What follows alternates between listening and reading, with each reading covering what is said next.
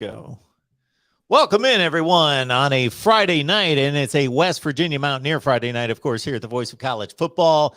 Every Friday, 11 consecutive weeks here talking Mountaineer football with all of you. So you know the deal. Leave your comments, your questions right there in the live chat. We will get to them. But we've got a special deal going on tonight. We're just not going to kick around a little football. We're going to go to the source when it comes to West Virginia football and experience in West Virginia football. We got EUGENE Napoleon on the line. Of course, EUGENE, it's great to have you. EUGENE, running back there at West Virginia, 1987-88, magical year, of course, in 1989. EUGENE, how you doing? I'm blessed, Mark. Thank you for having me.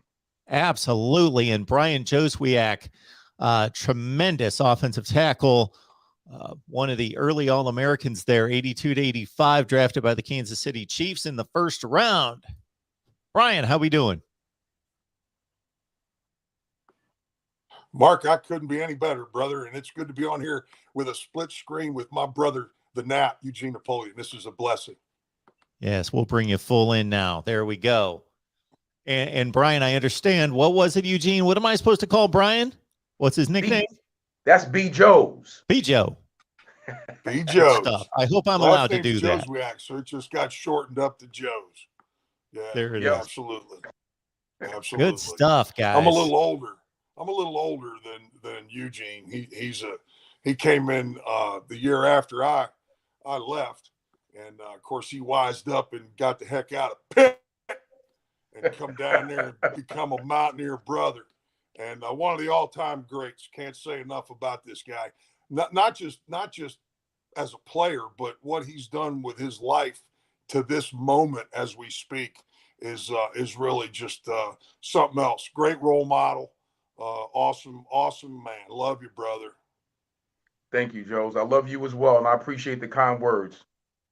And we're going to get into some of that off the field and what you guys have done in your careers here in just a few minutes. But I want to start at the source, and it's funny because the Backyard Brawl gets reunited here to start the season.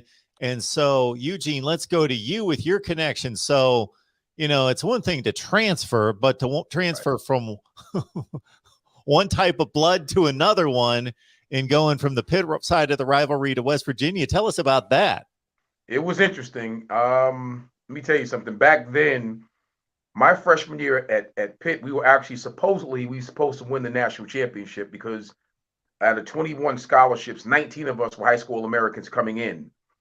So for whatever reason, things got kind of derailed. It didn't work out. My older sister passed away during my freshman year, which really took me back took myself, my whole family for a loop, and really was one of the major reasons why I transferred out of Pittsburgh. But going to West Virginia was probably the best move of my young life, one of the best decisions, and I'm so glad I did it. But to be on both sides of that, the Backyard Brawl was kind of interesting because I went from being in Pittsburgh and seeing it through one lens, and then you get to Morgantown, and oh my God, it's a totally different deal. I like it on the Morgantown side of the fence than I did in the Pittsburgh side of the fence, I must say. Good answer. Before we kick it on over to Brian, I got one other question for you because, you know, 1988, if anybody looks at your seasons right there, 87, 88, 89, if you're a college football fan, boom, you think, okay, West Virginia, Notre Dame, Fiesta Bowl, national championship on the line, Major Harris and the whole deal. Right. Just, you know, give us a feel for what that season was like. That just had to be a tremendous ride. Let me tell you something, Mark. A magical season for many different reasons. Because first off, the decision was made that prior summer. We had great leadership with the seniors on that team. We kind of knew that we were going to be a good football team. Coach Nealon and that staff prepared us well. I lie to you. I can't sit here and lie to you. After game 3, we had a real good understanding that we were going to go undefeated. Because things were just clicking. Offense, all 3 phases of the game: offense, defense, special teams. We knew what we had in Major Harris. He's the best player, in my opinion, in the entire country. Guy was good for 21 to 28 points by himself. He was that good. So keeping him healthy obviously was a main thing, but we were just clicking on all cylinders. Coach Nealon did a masterful job with that staff of keeping us from not reading our own presses, the reading the tabloids and the newspapers and all of that. He did a great job of that. We were prepared every week. So what a magical season to go undefeated and then to meet Notre Dame for the national championship in the Fiesta Bowl. Just I can't put it into words what a great ride that was and experience that was. Going to remind everyone that we also have Brian JOZWIAK right here, offensive tackle there at West Virginia from 82 to 85. And Brian, I've known you now for like all of 4 minutes or whatever it's been. So I don't want to make too many assumptions, but you seem like a really good guy and not necessarily the type guy that makes too much of yourself or thinks too much of yourself. But you got to realize not a whole lot of people walking around out there that were first-round draft picks in the NFL. Hey. As Eugene said, man, it was a great ride, and to get to that point in the career wouldn't have never happened without everybody that was surrounding me during that period of time, no doubt. And just to kind of piggyback on what Gene was saying right there about the '88 team, that team was for all of us. That group of guys that got that done, that was huge. And it was huge for all Mountaineers because, I came in '81. So I was like the first full recruiting class of Don Nealon and his program era. And, he got that coaching staff together and he started bringing in players, not necessarily the All-Americans that were brought in down there at Pitt when Gene was there. But he went out and found a bunch of mongrels that were willing to go out there and work and get on board and get behind it and really believe in his philosophy and what he wanted for the Mountaineer football program. And to be part of that was special, man, because that was some tenacious guys. You're talking, we went to 4 bowls, 9-3 seasons. And then we had a little speed bump there my senior year in '85. We missed out by a game. We lost a couple games we shouldn't. Tied Pitt 10. What is that? Oh my God. Anyway, and then '86 was kind of, a rebuild, and then '87 got to that bowl game down in Texas. And then, of course, '88, the storybooks and Major Harris. I believe the same thing Gene said, man. Major is a different animal. If he was playing in today's offenses, he'd set numbers that nobody could touch, honest to God, because he just did things instinctively. Special athlete, man, and a humble man. Just a great guy. Love him to death. Get to see him every summer, and he's a class act all day. I started watching late 70s, and right around the time, obviously, Brian, when you came into the program, the landscape of college football in the East was so much different, where it was West Virginia and Pitt and Syracuse and Boston College and Penn State, all independents playing each other. Oh, yeah. And all the great rivalries of you teams playing every year. And of course, Pitt and Penn State, Pitt and West Virginia. What comes to mind is a lot of great games concerning some of the teams that I just mentioned, and you blocking for one Jeff Hostetler, who most football fans attach to being the guy who took over for Phil Simms about 7 or 8 years later in a Super Bowl season for the Giants, and being a guy that people were like, who's this guy? Is he any good? Can he do it? And him pulling off a Super Bowl victory as a very defense and run-oriented team, but still, he made a lot of plays and became a pretty prolific passer with the Raiders later. But your thoughts about Jeff Hostetler and some other guys that he played with? Darryl Talley, I'm guessing, was on those teams as well.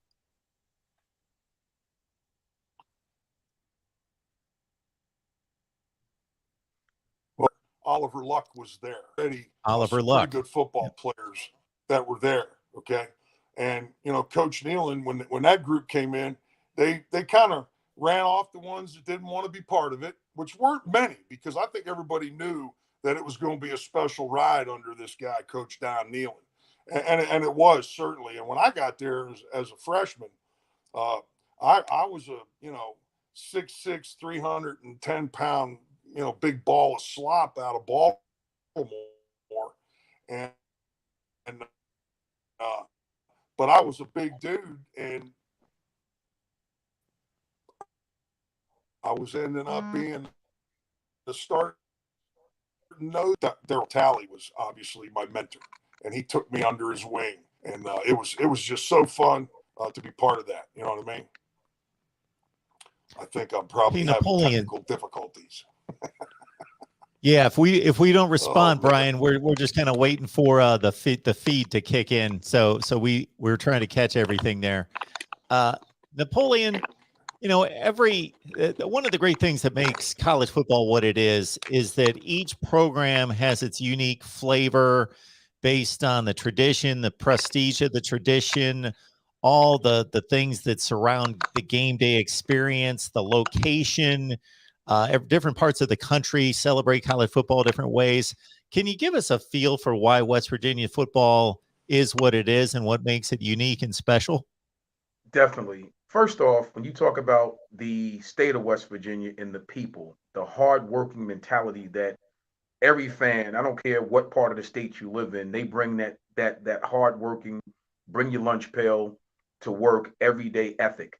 So for me, I believe that every student athlete or any young person who attends WVU, you kind of adopt that mentality, no matter where you're from.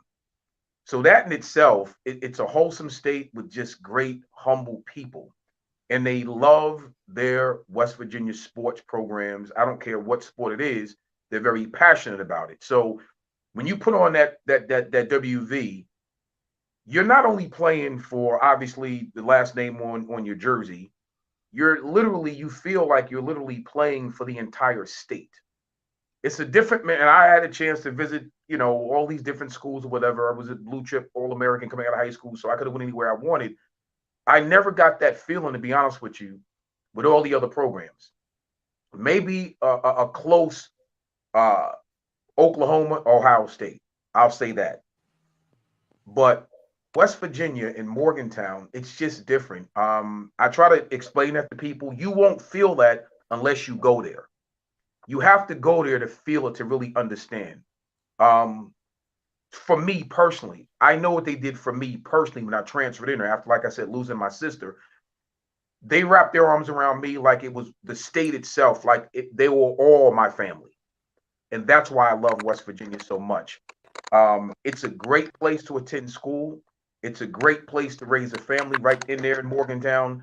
I absolutely love it. So every time you take the field, you feel like I want to do the best I can for the entire state.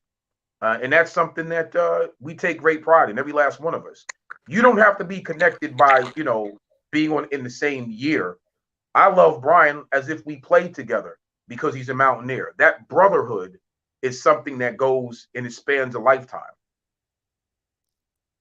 Hopefully we'll get Brian back and we'll ask him his thoughts just about the special quality of West Virginia football. Can you hear us, Brian?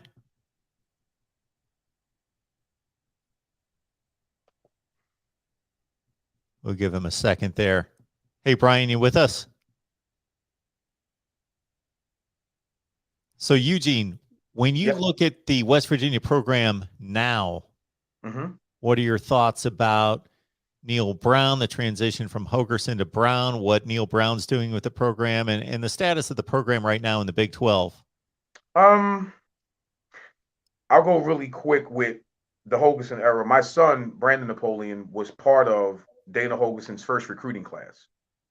So we came in that 2012 class. So my wife and I had a chance to attend some games there underneath Dana's regime. And then, you bring in Neil Brown. Neil Brown reminds me of a younger Don Nehlen.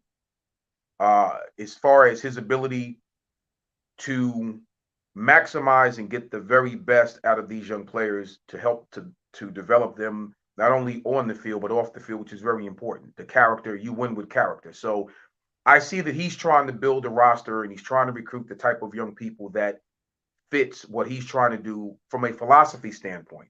And sometimes that takes some time to do.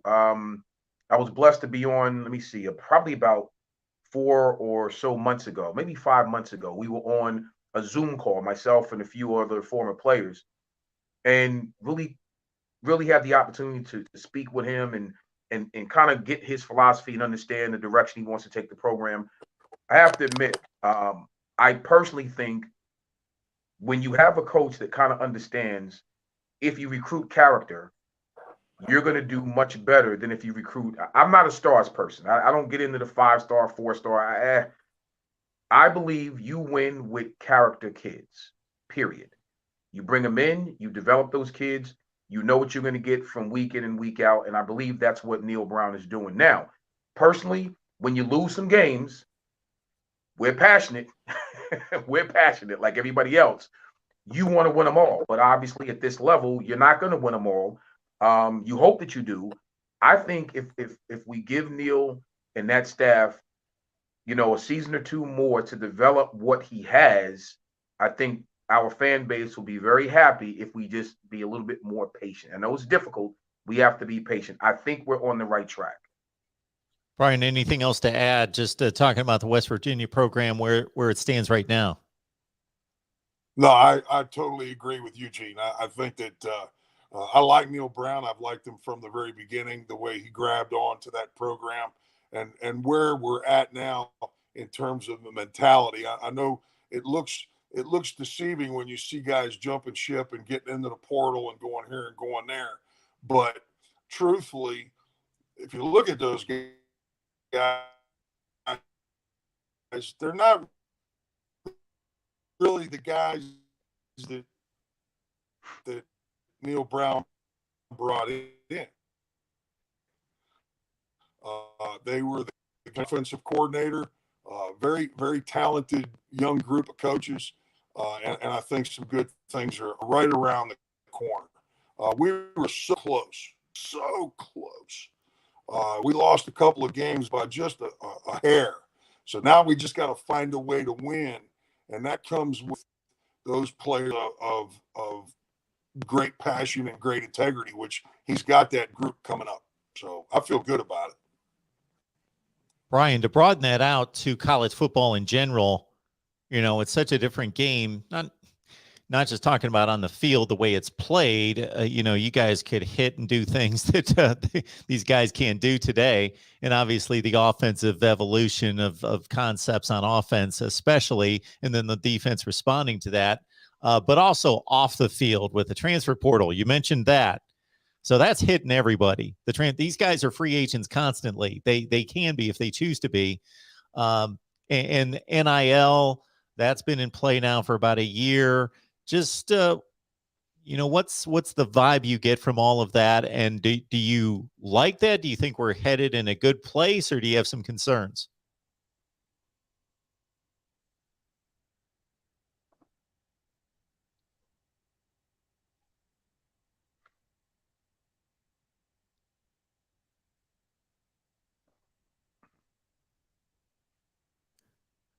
Unfortunately, Brian, if you can hear us, your audio is not coming through.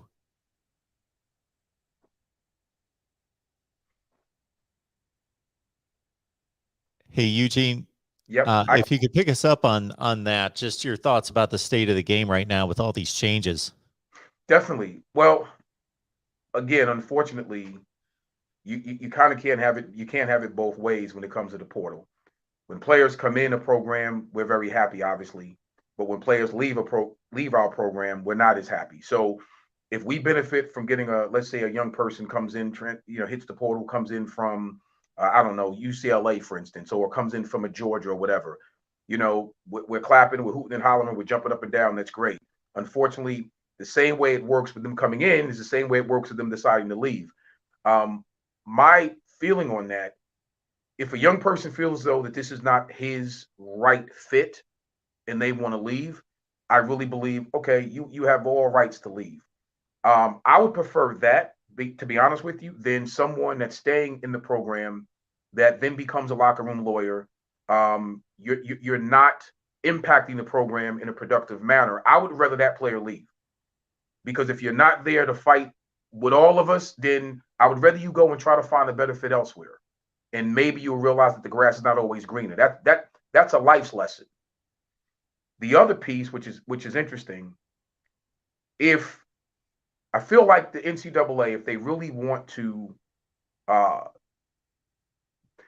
put somewhat of a halt on the percentage of kids that are leaving at such an alarming rate, tied into the academic component. Let's go back to the real model that we came to college for, the student athlete component, right? If you enter the transfer portal, you should have a 3.0 to make you eligible wherever you decide to transfer to. And that means leaving and coming in. I guarantee you'll cut down on people entering the transfer portal probably about a good 50%. Okay, that's a good suggestion. Interesting suggestion. I don't know if that would ever fly, but you and I both know that would never fly. So see, look, I'll say it. But I really believe everything's about the optics and all of this good stuff and whatever.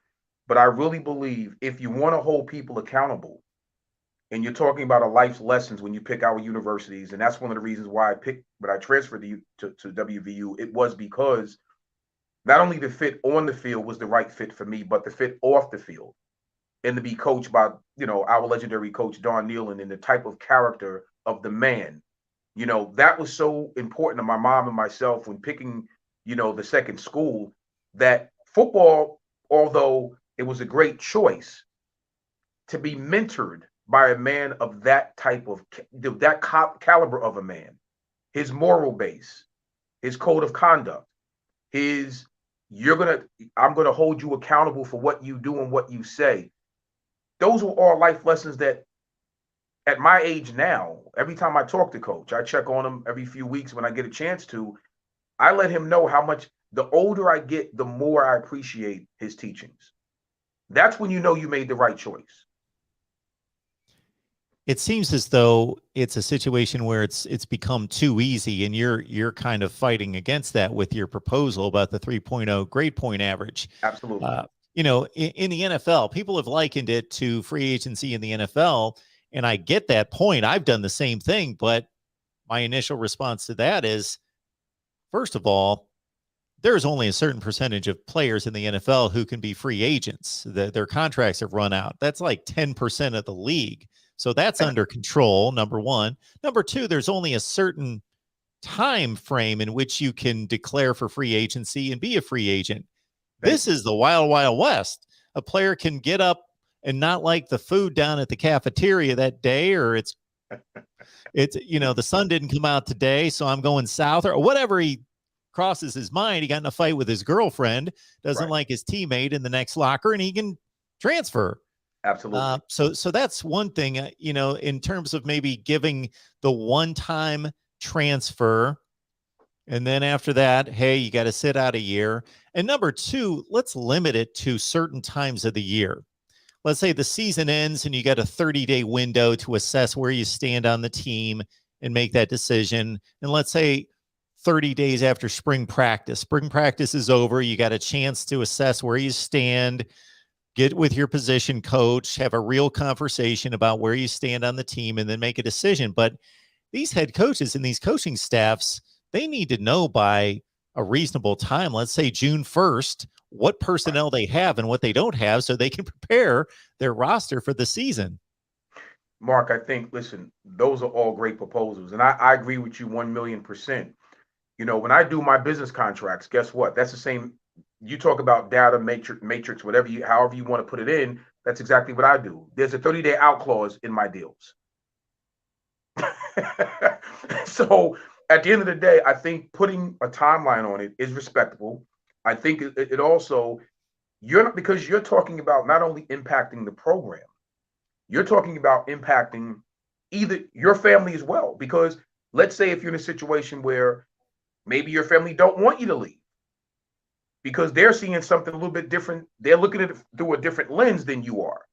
They may say, listen, you're doing good here, especially if you are a starter, right? If you're a starter and you've already built, your film is saying one thing and you're looking at going to the next level, and the scouts are saying, wow, well, this guy's a 2-year starter. He's doing well. his projections are this, this, and this. And then all of a sudden, like you said, you might go down to the cafeteria and they got burgers and you don't want burgers. I'm leaving. Your family may say, wait a minute, you put in all this work. You would have all this good film here. And you're a 2-year starter, 2-year letterman. What do you mean you're leaving? They'll have burgers on Friday. So for some odd reason, I think you're 100% right. There has to be some type of a guideline as far as restrictions and the time period where you can make those decisions. And I think that will probably help everybody involved. You know, Eugene, I've heard this story in several different ways, and I'm sure you have, because you've lived it and had players around you that they get on campus. This is the first time they've been away from home. Maybe it doesn't hit them the same way as it did during their recruiting trip. They have a little adversity. They're struggling in a class or two. A couple people rub them the wrong way. Again, it's that type of experience. And when you're 50 years old, you look at that differently because you're used to those things and you adapt. When you're 17 or 18, maybe you're a little bit more sensitive because things have typically gone your way and you think, you know, I'm out of here. I don't like it here. And I've seen a lot of these stories and talked to parents of student athletes who have told them, looked them right in the eye. You're not going anywhere. You're going to learn to work with these people, go to school with them. You're going to learn to get along and work this through, you know, or give them a time period and say, you know, if you feel the same way 6 months from now, we'll talk about it. But right now you need to settle down and go to work. That was my mom. Okay. That was my mom. Let me tell you something. When I first off, I told my mother I was going to Pittsburgh when I was 7 years old because Tony Dorsett was my sports hero. Oh, man. Yeah. And I remember watching him rip up Notre Dame for 303 yards, a few touchdowns, right? I'm screaming and yelling in the living room. My mom was in the kitchen cooking. I wish I'd have paid attention when she was cooking. I can't cook a lick, by the way. I wish I'd have paid attention. But anyway, she comes running out the kitchen. What's going on? What's going on? And I was showing her what he was doing to Notre Dame, right? And I said, Mom, I know what I want to do. I'm going to Pittsburgh. I'm going to that school. I'm going to wear that number.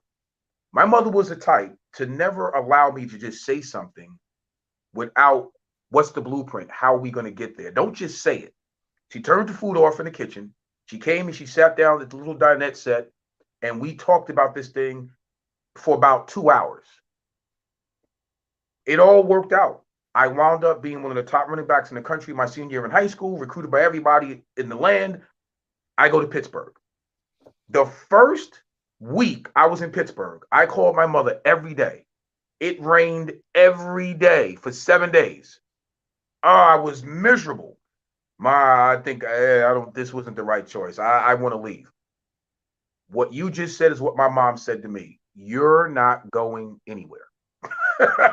You made a commitment. You're going to see this commitment through. And I'm glad she did, because I wound up having a great, as back then, a little preseason. We scrimmaged, and it was crazy. I had almost 300 yards in the scrimmage, 4 touchdowns. It was ridiculous, right? It allowed me not to be redshirted. So I got a chance to travel. Unfortunately, my sister died going into the week that we were playing Boston College at Pitt. And what changed my whole perspective, she had an aneurysm of the brain. She died at 32 years of age. What changed my whole perspective, Mark, was the way that her death was handled. So my reasoning for leaving Pittsburgh had nothing to do with playing time, anything. I was a true freshman. I came in, again, as one of the highest rated backs in the country, all the hoopla you could imagine, right? The way my sister's death was handled was the reason why I transferred to Pittsburgh. So I know exactly what you mean, and you're right. My mom, that's when she allowed me to say, okay, I see what this is all about. They don't really care about you, me, the family. Yeah, it might be time for you to leave. She wasn't going to let me leave on the precipice of football. That's the commitment you made. You wanted to go. This is your dream school. How many times you get a chance to actually live your dream, right? That's where you are. But after my sister passed, all the way it was handled, all bets was off. I took 5 more visits and probably made, like I said, the best decision of my young life by going down there to Morgantown. Absolutely. Absolutely. Our guy DeAndre, BGPO Football Funk, thank you so much for the contribution. Appreciate that. You know that, DeAndre. DeAndre says here, wonder if you recall this game, Eugene, the West Virginia Penn State game of 1989. Does that ring a bell? Rings a bell. Yeah. Okay. Absolutely. Absolutely. Those were great. Listen, whenever you played Penn State, back then, Pitt, Penn State, Syracuse was a dynamic program back then. Boston College was a really decent program back then. That was good football. That was good football. Anytime you stepped on the field with Penn State, let me tell you something. It was a special experience. Loved competing against those Penn State teams back then. So, Eugene, I hate to bring up a downer, but we talked to 88 and, of course, getting to that Fiesta Bowl against Notre Dame. What was that feeling like walking off the field? My apologies on that. Just in regards to, I'm sure you had more perspective on it later when you could appreciate what you accomplished, but of course you were right there against the Irish and trying to win a national championship and just didn't quite get it done. Right. Pain in the pit of your stomach or the pit of my stomach, and I think I can speak for my teammates, was unbearable. Let me tell you something about that game. And I talked to Tony Rice about this about 2 years ago. It was hilarious on the phone, you know. The thing about that game that I don't think people really understand, if Major Harris, again, and it sounds like an excuse, I'm sure you heard it a million times, had Major Harris not gotten injured, I guarantee you that game would have been a totally different outcome.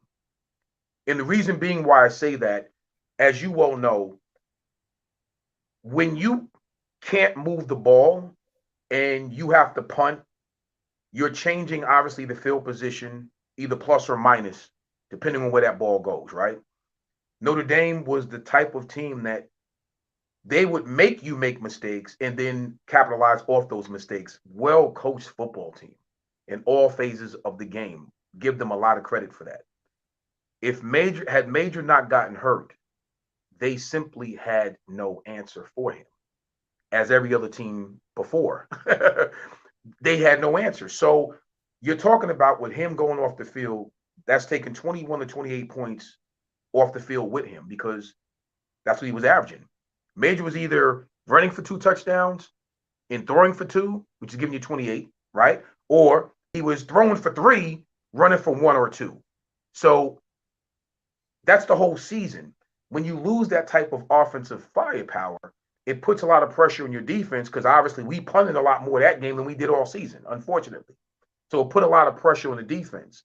We knew we had Notre Dame.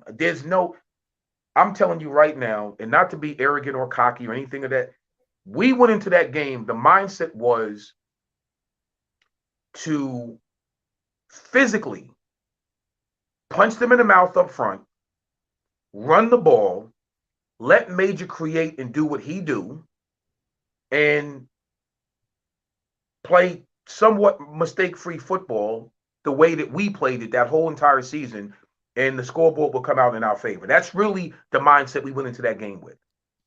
But unfortunately, like I said, when he got hurt, it changed that whole thing. After the game, let me tell you something. I think you could have heard a pin drop in the locker room. It was a devastating loss, because once again, to my prior statement, we wanted to win that game so bad for the university and for the state of West Virginia. It was bigger than just playing for a national championship for the individual, for me.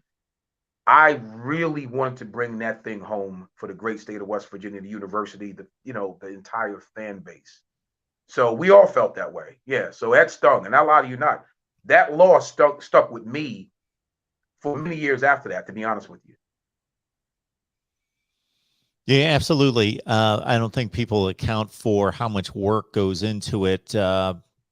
It's not just a football season, it's all off season. Right. Lifting weights, running every day, watching tape, going to meetings, everything involved, the We travel, stayed there the everything. whole summer. Mark, nobody left. Nobody left. Nobody went home. We stayed the entire summer preparing for. We knew we had a special group of guys. Coach Nealon and that staff, I can't say it enough. They did a tremendous job of preparing what we had in that locker room to be as good as we can be, to have that 11-0 undefeated season.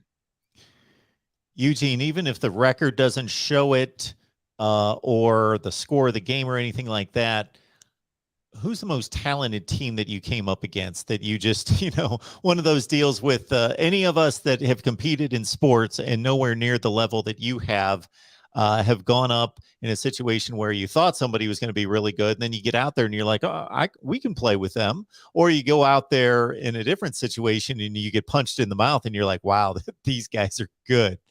Let me tell you, Yep. When I first transferred to WVU, I had to sit out. The Miami team of 86. Wow. Mark. Wow. Let me tell you something. The score. And again, that's the year that myself and AB Brown had to sit out that year.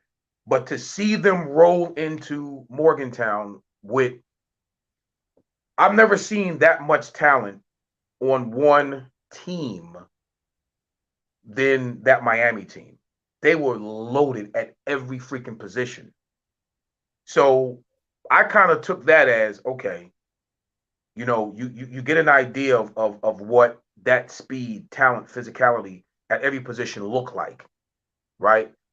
I believe we duplicated that in 88 because we were loaded at every position, 2 and 3 deep at every position. So you take one person out, you put another person in, and you're rolling. Outside of that, I would probably say we played Clemson my senior year in the Gator Bowl.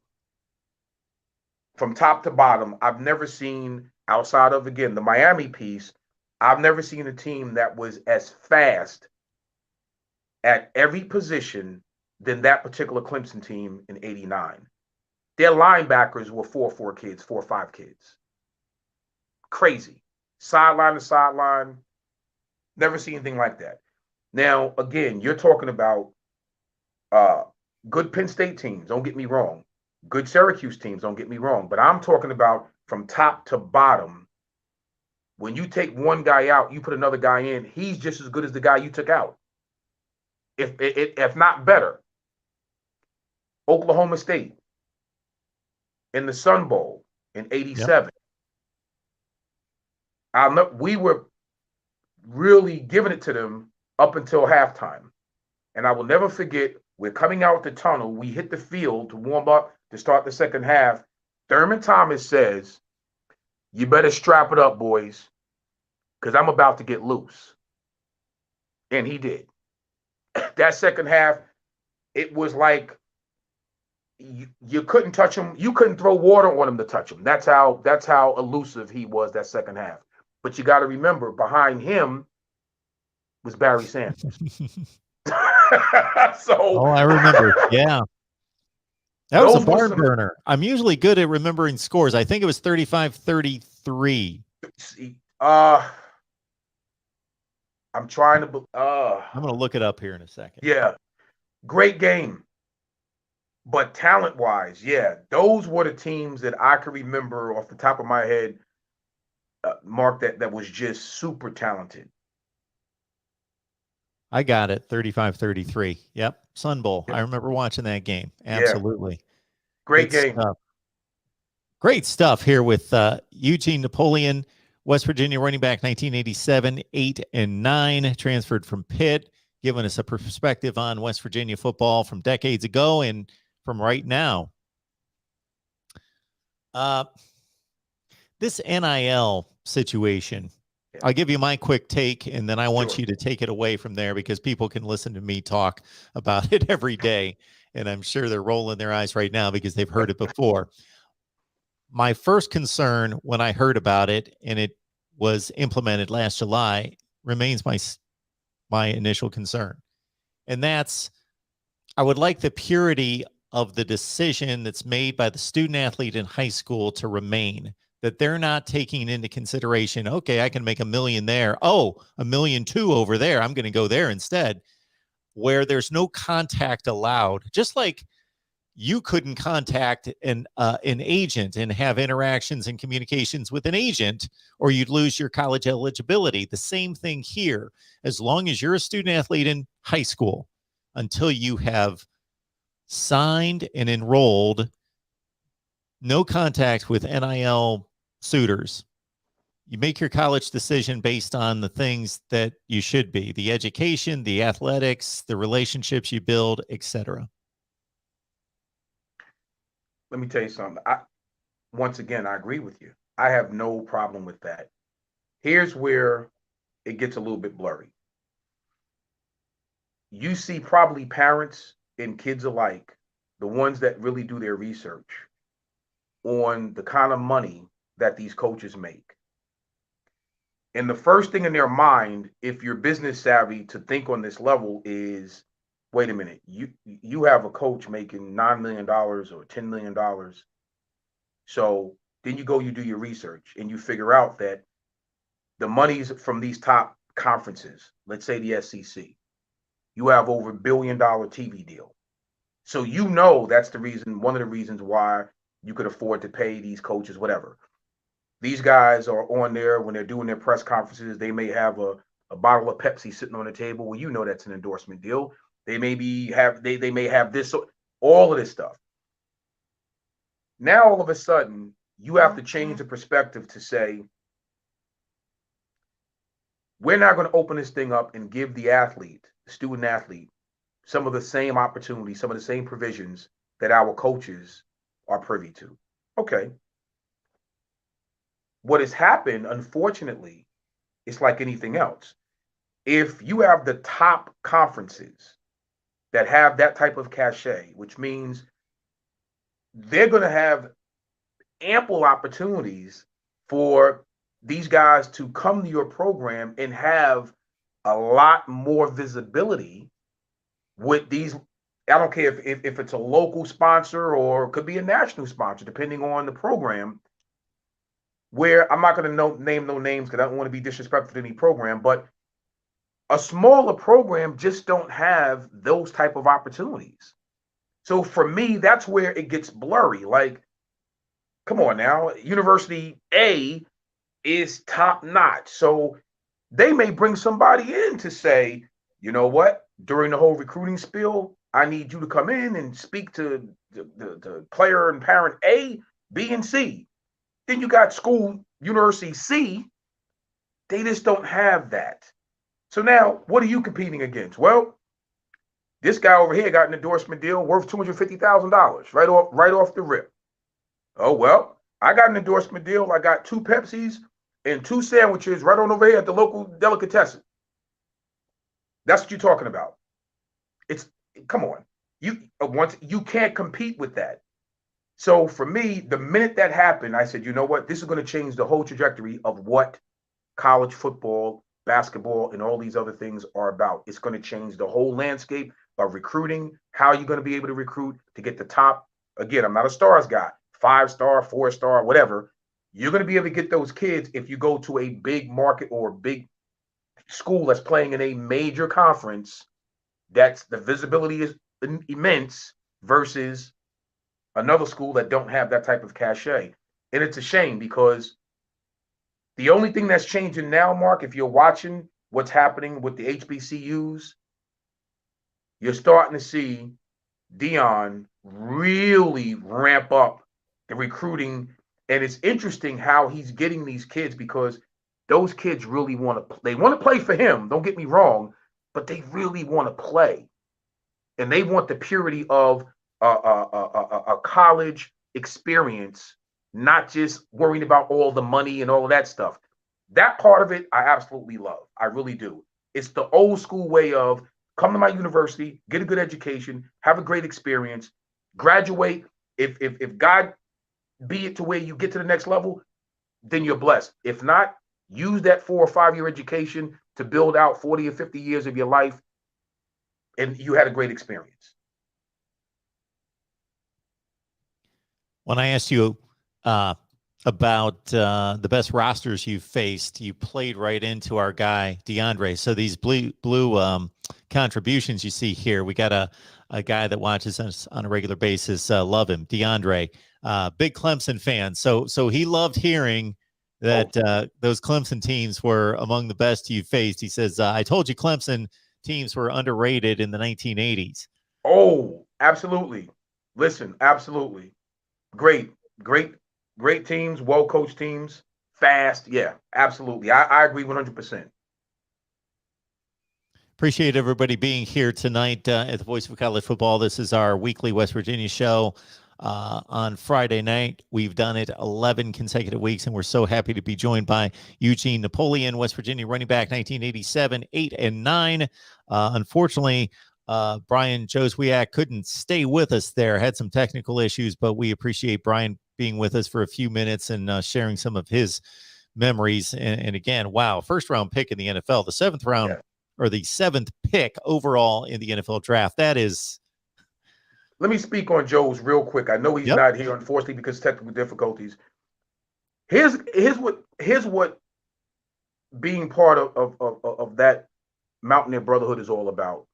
When I first met Brian, he came to a game, was on the sideline, of course, and gave me the biggest bear hug that you could imagine. And right from the beginning, he was so respectful, so humble, so down to earth. And that was it. The first time I met him, Mark, that was the exchange. And he's never, ever wavered from that. And I've known him since, my time at WVU. So you're talking about 30 plus years. What a great guy.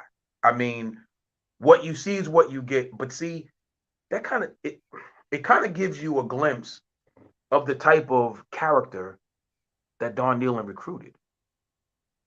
Because it's not just, we all get along like that.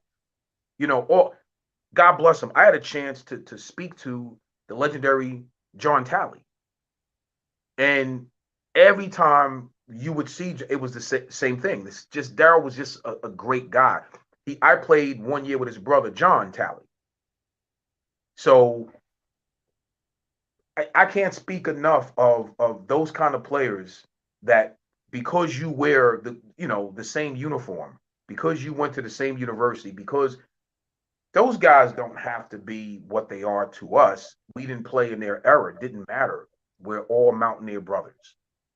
I love that. I really do. I stay in touch with from different eras to this day. It's an awesome experience. It really is. EUGENE, what do you think about West Virginia being located in the Big 12 Conference? Because here's my thought. If you're a top player in the state of West Virginia in high school and you've always wanted to go to West Virginia, that's where you're going to go regardless. But I got to think, drawing from some of the surrounding states, which how many players come out of Pennsylvania, the DMV, Virginia, that they know or they knew back then, right. And would know if West Virginia went to the ACC that if they go play at West Virginia, well, they're going to be playing tons of games in the region where their players or their families can come see them play. You well know that if we went to every other Big 12 roster and looked at their rosters at Oklahoma, Oklahoma State on down the line, Texas Tech, etc., and looked at where those kids came from and who else recruited them, they would all be within that region. And I just have to think, in a certain sense, it hurts West Virginia that they can't pull players and let them know, hey, you're going to be seen by your family. No, we got to travel to Texas and Oklahoma constantly to play football. It's tough, and it does hurt. The landscape of recruiting, for that very reason that you just pointed out, that point of reference is very true. I would have loved to have seen, our program in the ACC. To be honest with you, I would have even accepted the Big Ten, because from a regional to national recruiting piece, the Big Ten or the ACC makes perfect sense. It makes perfect sense. Big 12, again, like you just said, which is a great point. It's hard to tell a parent that's rubbing, some nickels and pennies together. You're gonna have to go if you want to see your baby boy play. You got to get on a flight and go to Oklahoma. You got to go to Texas a few times because we're playing Texas Tech, we're playing Texas, we're playing TCU. You know what I mean? That's tough. That's tough. I would have hoped, and I'm still hoping, that one day we wind up in the ACC. I guarantee you will see a different level of recruitment. The uptick will be tremendous. You might get more kids that will probably say, let me consider West Virginia now versus when they was in the Big 12, purely because it's a financial thing for my parents. And if it comes down to that, I guarantee you, like you said, Mark, you're right. We're probably losing a good 10 to 15% of our recruits each year because of that. I tell you what, let's say if this was current and I'm coming out now, I'm not too sure if that wouldn't be a thought on my mind, because my mom couldn't afford to fly. You know what I mean? She couldn't afford to do that. And I would probably think most kids would think that you don't want to put the financial burden or strain on your parents. So you may make a different decision just based on that alone. So I agree with you again, 100%. Eugene, for any college football fan, you can throw out a name of a program and there's a certain expectation. Right. And it's based on tradition. It's based on resources. It's based on recruiting in the area, all those things that come together to say, okay, Ohio State's supposed to be this. Michigan's supposed to be this. Florida State's supposed to be that.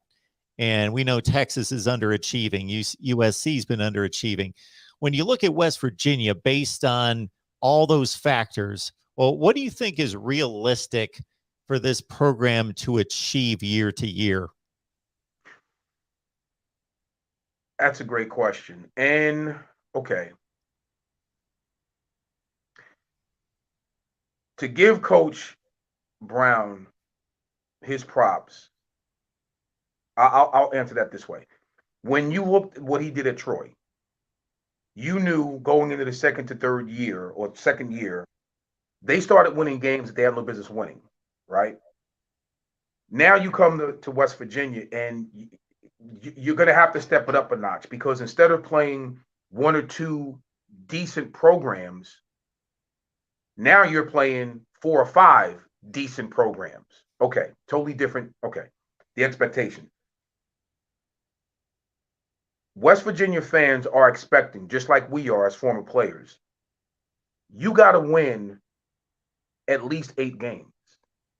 At least 8 games. Because to make it respectable, where you're probably that second to third tier team in your conference, the respectability of where West Virginia used to be, you got to get back to winning at least 8 games and then winning a bowl game, right?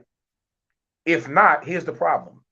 When people talk about blue blood, and that term just drives me batty, because if anybody tells me, just like if I told you, well, to be a blue blood, you had to have won, you have to be in a top 20 winning program of all time, that makes you a blue blood.